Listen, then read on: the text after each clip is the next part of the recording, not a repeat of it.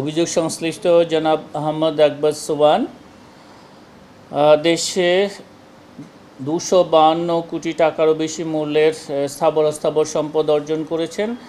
তিনিও তার স্ত্রী বিদেশে যৌথভাবে সেন্ট কিটস অ্যান্ড নেভিসে 2,50,000 মার্কিন ডলার পাচার করে সেন্ট কিটস অ্যান্ড নেভিসের নাগরিকত্ব অর্জন করেন।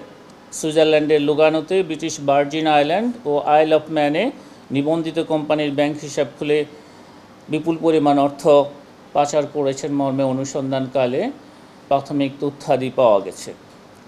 এছাড়া অভিযোগ সংশ্লিষ্ট মিসেস আফরোজা বেগম স্বামী আহমদ আকবর সুবান দেশে 453 কোটি টাকা মূল্যের বেশি সম্পদ অর্জন করেছেন।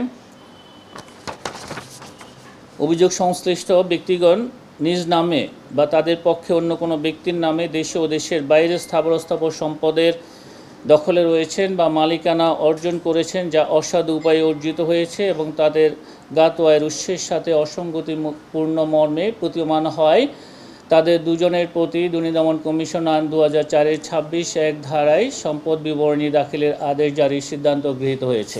অভিযোগ সংশ্লিষ্ট ডেল্টা গ্রুপের চেয়ারম্যান এবং ব্যবস্থাপনা পরিচালক ইঞ্জিনিয়ার A.K.M. ফারুক আহমেদ এবং তার স্ত্রী, উক্ত প্রতিষ্ঠানের পরিচালক ফেরদৌসারা বেগম সহ 15 জনের বিরুদ্ধে south east bank PLC corporate শাখার 68,27,65,000 টাকারও বেশি মূল্যের অর্থ আত্মসাতের অভিযোগে মামলা রুজুর সিদ্ধান্ত গৃহীত হয়েছে। পরস্পর যোগসাজশে নিজেরা লাভবান হয়ে বা অন্যকে লাভবান করার অসৎ উদ্দেশ্যে অর্পিত ক্ষমতার অপব্যবহারপূর্বক অপরাধজনক বিশ্বাসভঙ্গ এবং অপরাধমূলক অসৎ আচরণের মাধ্যমে বেসিক ব্যাংক লিমিটেড দিলকুশা শাখা ঢাকা থেকে 12.28 কোটি টাকা আত্মসাতের অপরাধে জনাব শেখ আব্দুল হাই বাচ্চু সাবেক চেয়ারম্যান বেসিক ব্যাংক লিমিটেড সহ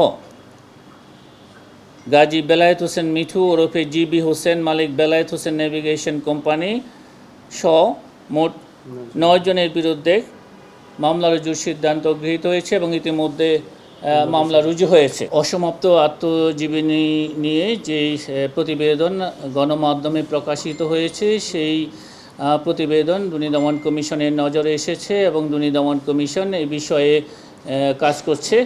এই সংক্রান্তে যে সিদ্ধান্ত গৃহীত হবে আমরা আপনাদেরকে শীঘ্রই জানাতে পারবো। আমরা এই নিয়ে কাজ করছি।